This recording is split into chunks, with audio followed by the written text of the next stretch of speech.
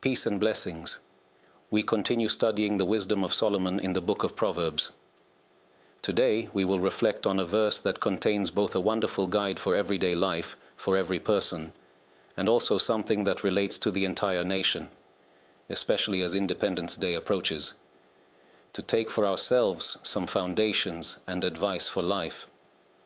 King Solomon says, "From the fruit of a man's mouth he shall be satisfied with good, and the recompense of a man's hands shall be returned to him." This verse, like the rest of the book of Proverbs, is a book of parables. It compares a person's mouth to a tree that produces fruit. A person who plants a tree, and he knows in advance that he is investing money, but this tree produces fine fruits. Then he will receive fine fruits and enjoy them, be satisfied from them. On the other hand, a person who plants a tree of bitter almonds cannot later come and complain, "Why don't I have sweet almonds?" This is what you gave. This is what you get. The king says, "From the fruit of a man's mouth." Know that your mouth produces fruit, and the fruits of a person's mouth will bring him good, meaning a person who speaks good words creates a pleasant atmosphere around him. So all his life he will be satisfied with good. Not only will he receive good, but Solomon uses the word satisfied, which symbolizes a state of fullness, that you feel good, that nothing is lacking. What does it depend on? Solomon says, "From the fruit of a man's mouth." Pay attention to how you speak, what atmosphere you create with your words. There are people who are very pleasant to be around. They always have a kind word to say to everyone. Even when they have criticism, they know how to phrase it. They compliment, they do good to everyone around them, and everyone feels delighted to be in this person's company. And there is a person whom, as soon as you see him, you know, if we sit with him, he will start speaking badly and gossiping about others, slander and tale-bearing. And a person says to himself, "Now he's talking to me about so-and-so, tomorrow he'll talk to someone else about me." He's a gossip, he's offensive with his words, insulting. There are people who, out of pride, feel a sense of greatness, that they feel, "I'm so strong, I cut everyone down, I humiliate and belittle, I don't care what people think of me." It gives him a sense of power, but it comes from weakness. A person who is truly strong, who has a powerful personality, doesn't need to gain confidence by bringing others down or humiliating them. On the contrary, by uplifting others and feeling that he is doing good for people, that itself gives him satisfaction, happiness, and joy. But King Solomon, who was wise, says, "Know that not only from the good feeling you have, you live in a high place, but also in the course of life, you will be satisfied with the good you do for others." Let us finish the verse and then return to this idea, "shall be returned to him." The first part of the verse deals with speech. From the fruit of a man's mouth, the fruits of the mouth. What we're talking about, the end of the verse deals with action, and the reward of a person's hands will be returned to him. What you do with your hands, you will receive reward, will be returned to him. Who is the one returning it? It is the Holy One. Blessed be he who returns to a person the good that he does for others. So God will return to you the good that you do. This is the straightforward meaning of the verse, presented as a parable that is true in and of itself. This is something we can see with our own eyes. A person who always cares for others, all his friends know that if anyone needs help, he's the first to show up and assist. And when he, at some point, needs major help, maybe he's facing a complicated project and needs a lot of support, people to make phone calls, come to the location, take care of things.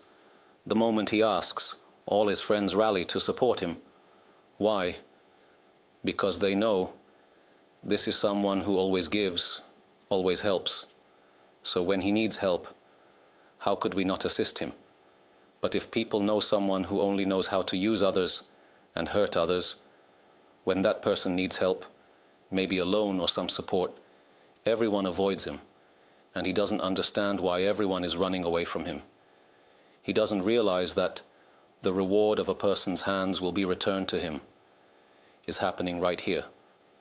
When we look closely at the verse, we notice something interesting. There are places in the Tanakh, Bible, with a ketiv and kri, meaning that when you open the book and see what's written without vowel marks, you might read the word one way, but the nikud, vocalization, changes it to the correct pronunciation. Here the verse says, and the reward of a person's hands will be returned to him. But how should the word yashiv, will return, be written? With a yud in the middle. But when you open the text, it says yashuv, and in parentheses it says yashiv. That's the kri, what you read. But what's written is yashuv. Anywhere in the Tanakh where there is a ketiv and kri, it means that there are two paths that come together. The word yashuv means something that returns on its own. It comes back to you automatically, whereas yashiv implies that someone is actively returning it to you. Here the verse says, and the reward of a person's hands. Yashiv.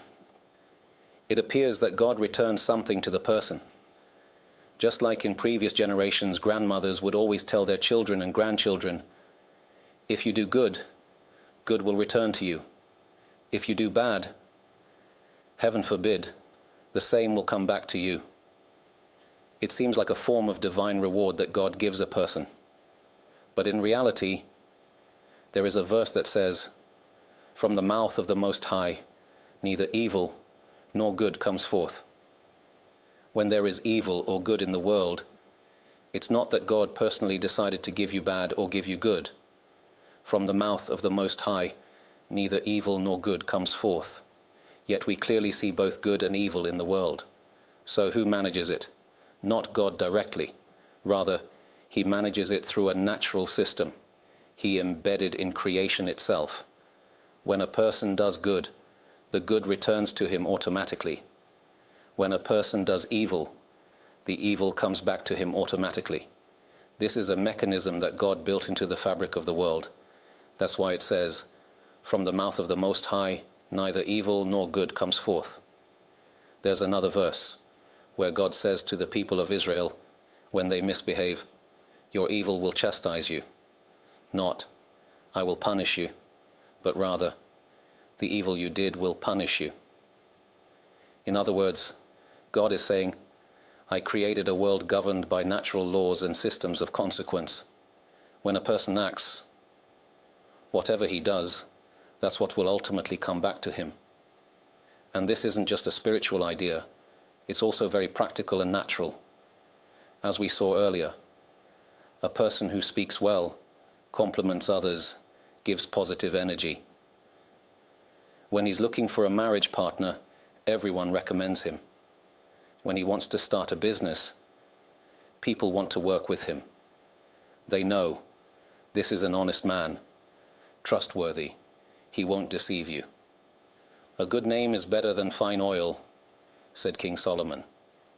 When you have a good reputation, it's incredibly valuable. So when you do good, a good name follows, and you receive goodness. It's a completely natural process, but there's also a heavenly spiritual aspect to it, which God embedded into the natural order of creation. It's like the following parable. A manufacturer builds a device and places it in a public area, on the lawns, on the streets. And on this device, there are two signs at the top. One of them says, if you press this button, you'll receive a healthy and delicious fruitcake. On the second sign it says, pressing this button releases a steel fist that strikes with force. If a person comes and presses the button for the fist and gets struck, he can complain to the manufacturer, why did you hit me? I hit you, says the manufacturer. I told you in advance, there are two buttons here. Whatever button you press, that's what you'll get. This is what the verse says. From the Most High, neither evil nor good will go forth. The Holy One, blessed be He, says, I do not give you good and I do not give you evil. Yes, it comes from me, but it depends on you.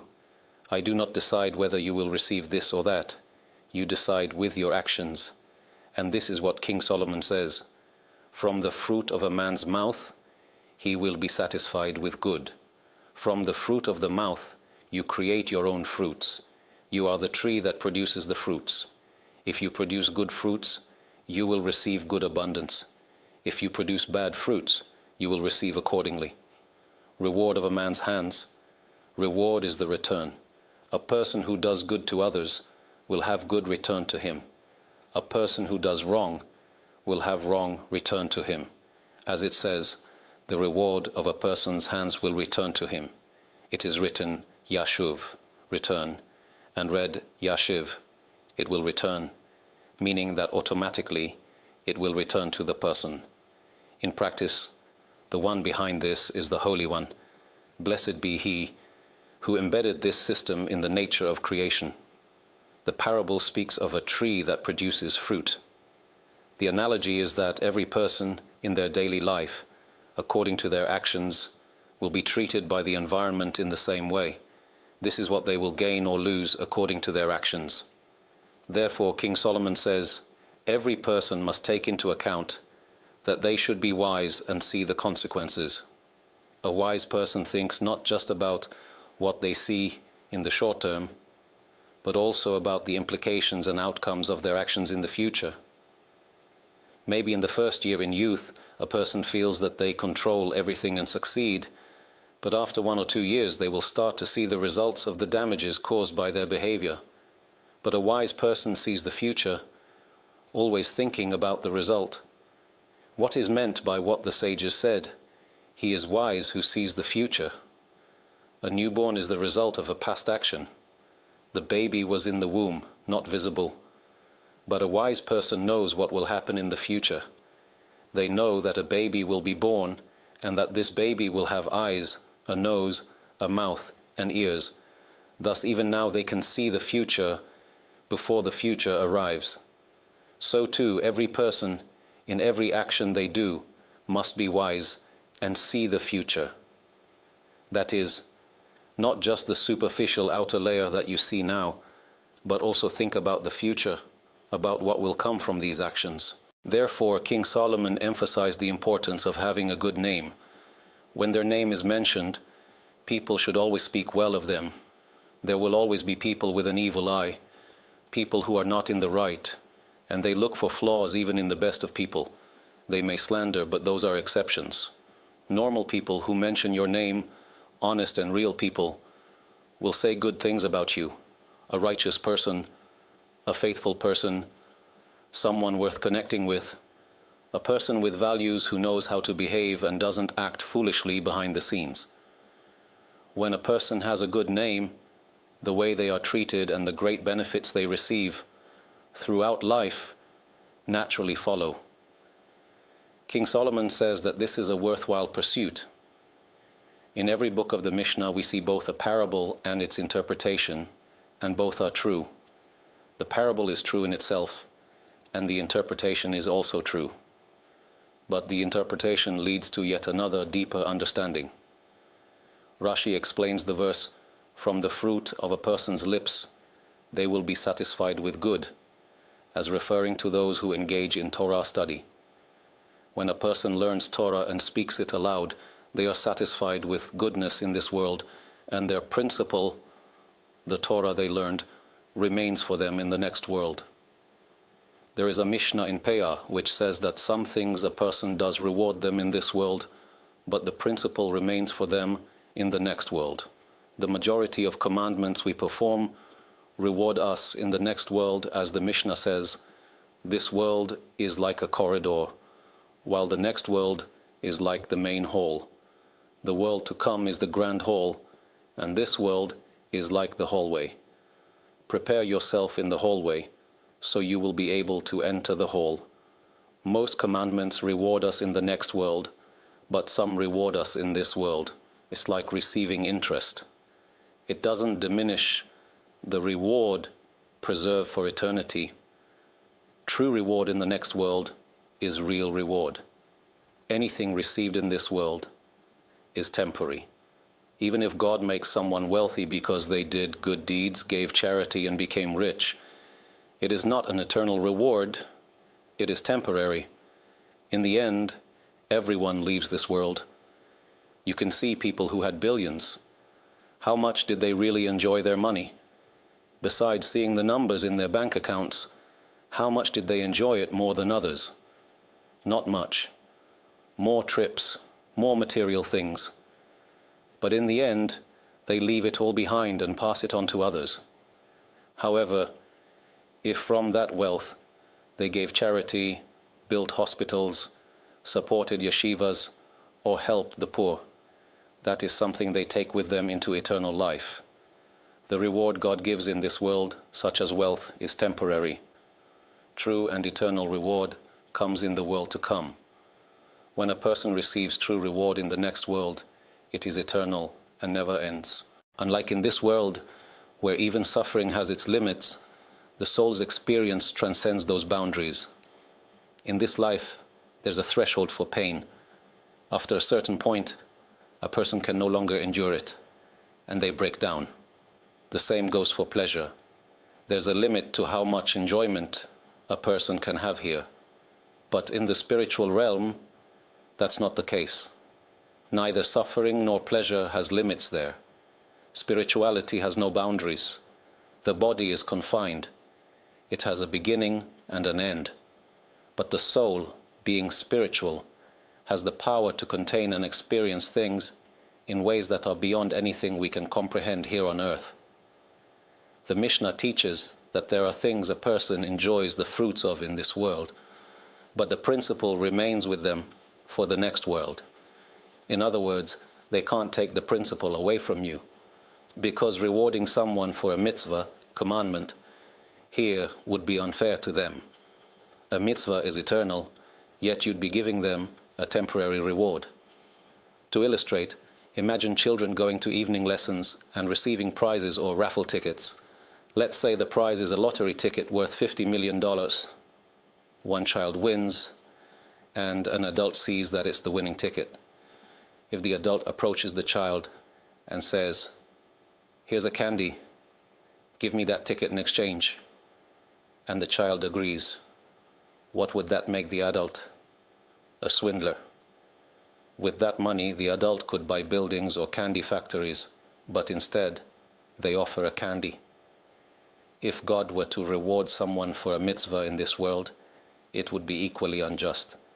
You're giving them a temporary reward for an eternal action.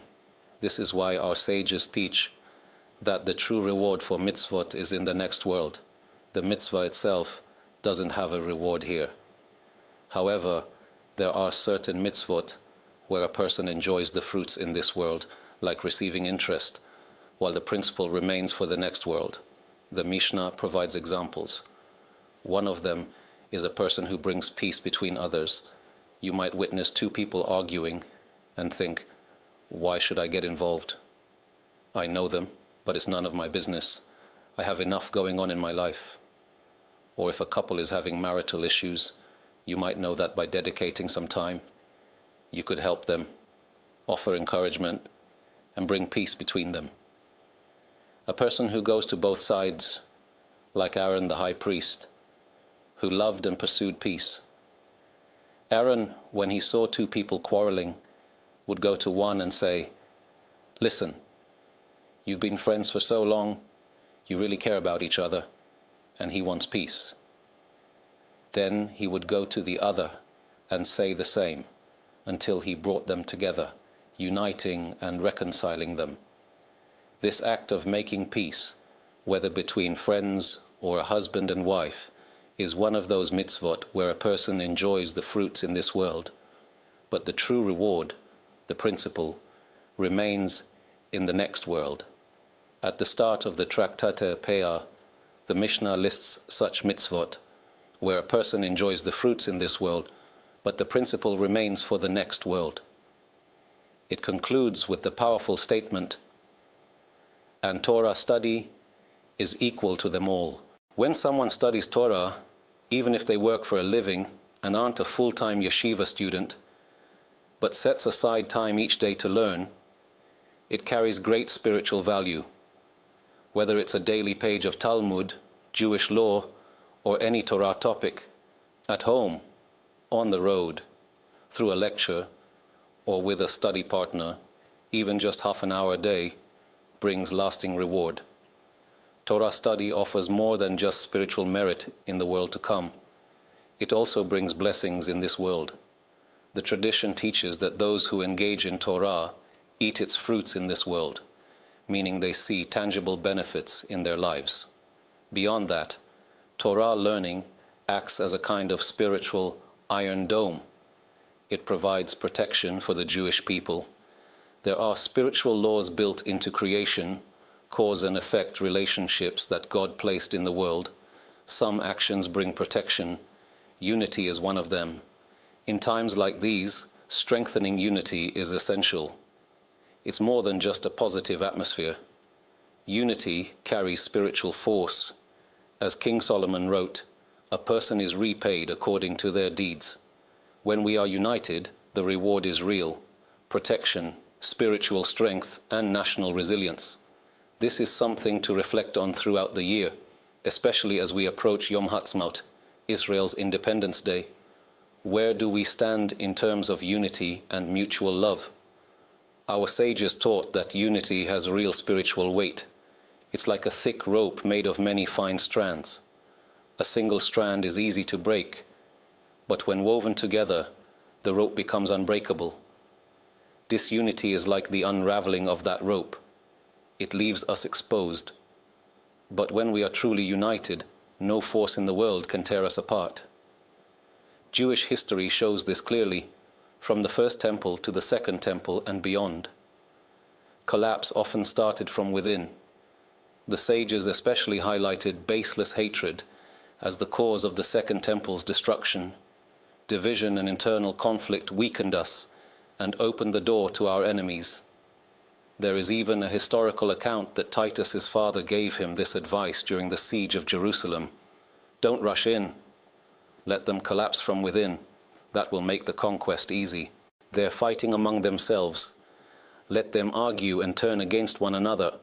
Then you'll conquer Jerusalem easily. This is a fundamental principle. When the people of Israel are united, no nation can rule over them or harm them. History proves this again and again. Even during times of idolatry, take the era of King Ahab, for example, unity had power. Ahab married Jezebel, a Sidonian princess. She brought pagan worship into Israel, introduced foreign idols, and spread idolatry among the people. They fell spiritually. Yet it's written that no nation was able to defeat Israel. Why? Because they were united. There's a verse in the Bible: Ephraim is joined to idols. Leave him alone. This refers to idol worship, false gods made of silver and gold, the work of human hands. Even when Israel was deeply involved in idolatry, the gravest betrayal of God, he still said, leave them alone. Why? Because they were unified. When a father sees that his children are bonded and united, even if they are doing things that disappoint him, he still wants to protect them. That's what we need to hold on to right now. We must not allow any force to divide or tear us apart. It's better for the Jewish people to have differences of opinion than to fall into conflict. We don't all need to think alike, but we must not fall into arguments, disputes, or fights. Quarrels can escalate, and you never know how far they'll go or where they'll end. We see this clearly in the Torah. It says, "And there was a quarrel between the herdsmen of Abram's cattle and the herdsmen of Lot's cattle." Abraham and Lot began their journey together. Abraham was Lot's uncle, and Lot traveled with him. They both had flocks and herds. Then tension arose between their shepherds. Abraham said to Lot, "Let there be no strife between me and you, and between my shepherds and yours, for we are brothers." We notice something interesting in the language of the verse. At first it says, "And there was a quarrel," a riv, masculine form in Hebrew. But when Abraham speaks to Lot, he says, "Let there not be a mariva between us," using the feminine form. Why the change? Riv is a small quarrel, but mariva, like a woman who gives birth, grows and multiplies. Abraham was saying, if we don't stop this now, it will escalate, and we won't be able to control where it ends. This teaches us, when a conflict begins, it must be stopped immediately. This applies to the entire Jewish people, and also within families. Sometimes siblings fight over inheritance or other issues. Sometimes tension starts in a marriage. A wise person tells themselves, I'm stopping this now, I'm not letting it develop. Even if it seems like a small issue, don't wait and assume it will blow over tomorrow. Stop the riv before it becomes a mariva. Once it escalates, it spreads. You never know how far it will go. That's one area we must strengthen, the value of unity. And here's another point we should reflect on. Does each of us have fixed daily time for Torah study? In recent decades, a wonderful trend has developed. On Yom Haatzmaut, Israel's Independence Day, many communities host a full day of Torah learning. In synagogues around the country, from morning to evening, people organize Torah lectures and classes on a variety of topics. Many places also offer children's activities, so parents can sit and learn undisturbed. A wise person uses this opportunity. Since it's a day off from work, why not dedicate part of the day to studying Torah? Some make the day all about Torah, others make it all about barbecue, as if there's a Torah commandment. On Yom Haatzmaut, you shall host a BBQ. Of course, there's no such verse. Two people head out in the morning. One spends the day immersed in Torah. The other lights up the grill. At night, they both return home. One is filled with knowledge, insight, wisdom, satisfaction, and joy. I spent an entire day learning Torah. The other, he comes home sweaty, tired, and maybe after arguing with everyone. What did he gain? His stomach may be full of smoky meat, but what did he truly get for his life? Even someone who feels they can't give up this tradition of celebrating the day with food and fun, at least split the day, half for God, half for you. Spend the first half in synagogue, attending Torah classes, a day of sacred learning. In the second half, go out with your family, do whatever you'd like. But when a day is devoted to Torah, remember, it creates a spiritual system of protection for the Jewish people. As it says in the verse, our feet were standing within your gates, O Jerusalem. And the sages clearly understood the verse. It says that when the gates of Jerusalem are filled with people learning Torah, in their time, the gates of the city were not like simple doors. Rather, they were rooms, as we can see in archaeological digs today. For example, you can see such a room in the Jaffa Gate. This gate was the entrance to the city, not the large breach nearby, where buses currently enter, which was created just over 100 years ago, when the German Kaiser came to visit Jerusalem. The Ottomans at the time broke through the wall to welcome him. But right next to this breach, there's the original gate. You can still see the Jaffa Gate. It was like a room. During King Solomon's time, each city gate had 4 large rooms. In a biblical archaeological book, we included images of these findings from various excavation sites. One of these rooms was intended for judges who would sit and resolve disputes between two people arguing in the marketplace. There were Jewish judges at the city gate where people could go to settle their issues according to Jewish law, preventing conflicts and arguments. They would also sit there and study Torah. When there was no discussion or judgment to be made, they would sit and engage in Torah study with their students. The gates of Jerusalem, where Torah was studied, were the reason for the verse, "Our feet stood within your gates, O Jerusalem." The Jewish people were present, with soldiers fighting on the front lines, succeeding in war thanks to those sitting and studying Torah. In other words, Israel needs both a strong and powerful army, and it also needs Torah scholars.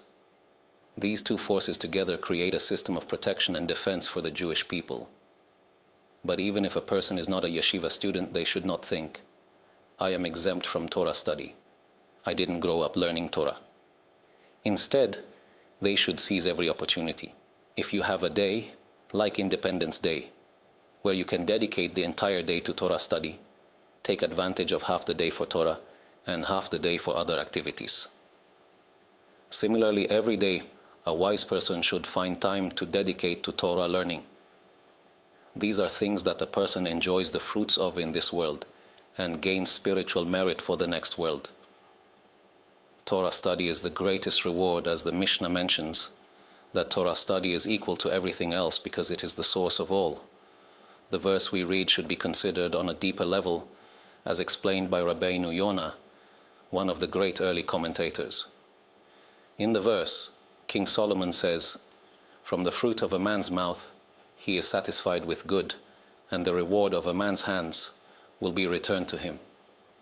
Until now, we've seen two things: the mouth of a person and the hands of a person.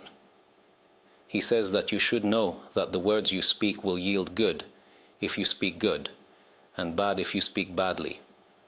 Likewise, your actions with your hands will return to you. If you do good deeds, you will receive good in return. Rabbi Yonah says to pay attention to a deeper layer in this verse from King Solomon. As is known, Solomon is considered the wisest of all men, and every word he wrote was precise. The sages noticed King Solomon's deliberate choice to begin with Ish, distinguished person, and end with Adam, ordinary person. This teaches that those who've reached higher understanding shouldn't keep it to themselves. By sharing your positive experiences like the beauty of Shabbat with others, you earn reward not just for your deeds, but for all the good actions others take because of your influence. This illustrates the principle that the act is greater than the one who does it, showing how inspiring 10 people to contribute creates more impact than acting alone. Rabbi Yonah explains that there is another wonderful piece of advice King Solomon is giving here. The word Ish in Hebrew represents an important personality, while Adam refers to any regular person. Adam is used for every individual, but Ish represents a person of distinction, someone elevated, like in the book of Esther, where it says, "There was a Ish Yehudi in Shushan, the capital, and his name was Mordecai ben Yair."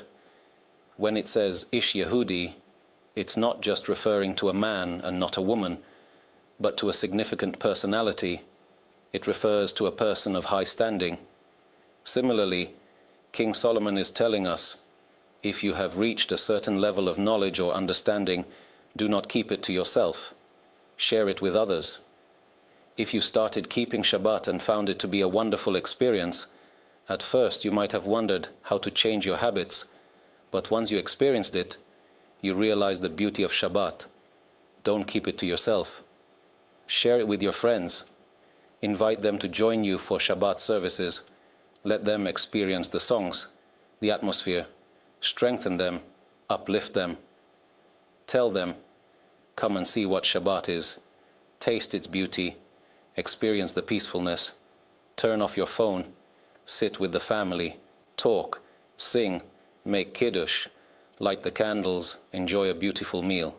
Experience this with me. When you speak to them, and because of you, they change their actions for the better, you earn a reward for the good deeds they do. Therefore, King Solomon begins and says, "From the fruit of a man's mouth, he will be satisfied with good." Meaning, when you reach a certain level, you should share your knowledge.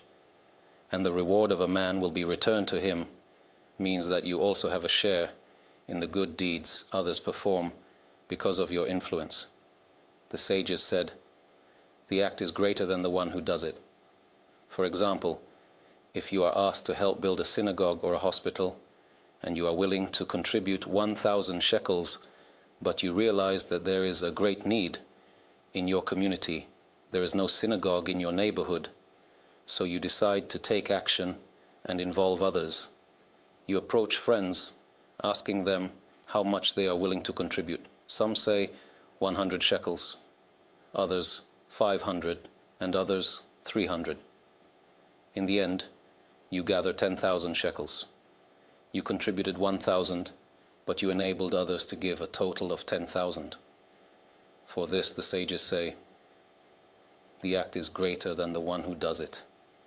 The more you help others achieve, the greater your reward. The very fact that you have enabled others to participate in the same mitzvah elevates your level beyond that of the one who performed the action. He gave only 200. This one gave 300. And thanks to you, now there is 10,000. Because you have activated everyone and uplifted them. You brought the result to the right place. And this, Rabbeinu Yonah explains, is the meaning of, and the reward of a man will be returned to him. The hands of man refer to the second person you helped, and for that too, you receive reward. Today, thank God, there are many ways and tools to strengthen and uplift others. I have often heard from people who were on the verge of divorce, and their friends sent them videos of lectures on marital peace. This changed their entire outlook and their lives. What did he do?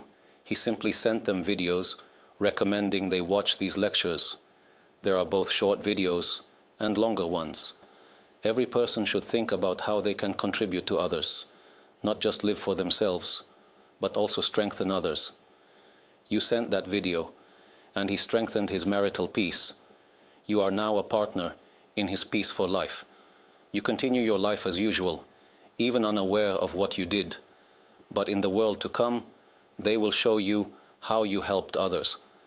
That person began putting on tefillin because of you, and you are a partner in his tefillin. He gets full reward for his actions, and this does not diminish his reward, but you get reward for having helped him. You go to a Torah class, bring a friend, and have him come along too. When a person uses the power of their speech, their hands, and their actions, it helps all of Israel and gives the person satisfaction. Someone who lives only for themselves will eventually begin to feel emptiness, even if at first they were excited, making money, buying houses, and acquiring assets. You've gotten everything you wanted, but the soul does not become fulfilled. King Solomon said, "A man's labor is for his mouth, and even the soul is not filled."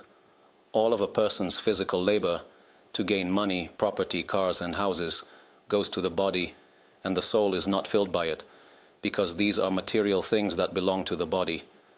But when a person gives nourishment to the soul, doing acts of kindness, helping others, organizing activities, the soul receives fulfillment and a sense of goodness. A person who knows that 10 years ago he didn't know how to open a Gemara page, and today, thank God, he has already finished several tractates of the Talmud. He didn't know back then, but now he is well versed in many halachot, several sayings of the sages, and Pirkei Avot. During this period, after Passover, it is customary in Israel to learn a chapter of Pirkei Avot every week, one chapter in synagogues. Every Shabbat, they read one chapter. But usually in synagogues, it's read with reverence, which is also good, as it provides some general information. However, a wise person will take Pirkei Avot and study one chapter each week. There are 6 weeks from Passover to Shavuot. In total, there are 7 weeks, but only 6 Saturdays. Up until Shavuot, every Saturday, one chapter from Pirkei Avot is studied. There are 6 chapters in Pirkei Avot, and each one offers advice for every area of life. Who is a hero? One who conquers his impulses. It's not about the person who fights and defeats everyone. That's not a hero. Just because you have big muscles doesn't make you a true hero. Let's see you stand against an elephant. You won't win. He will win. We will take the medal from you and give it to him, because he is stronger than you. Muscles in Judaism are not of value. A true hero is the one who conquers his own desires. You have an internal urge to argue or say something, but you don't say it. That's true heroism. You have the desire to look at something that's not good for you, but you don't look. That's true heroism. The Mishnah continues. Who is happy with his portion? It's the wise man who learns from everyone. In the commentary on Pirkei Avot, we expanded on the explanation of every statement, and we need to value this a lot. When a person learns Torah, it enlightens him in every area of life: his home, the education of his children, happiness, satisfaction, guidance for life. All of these elevate him to a wonderful level.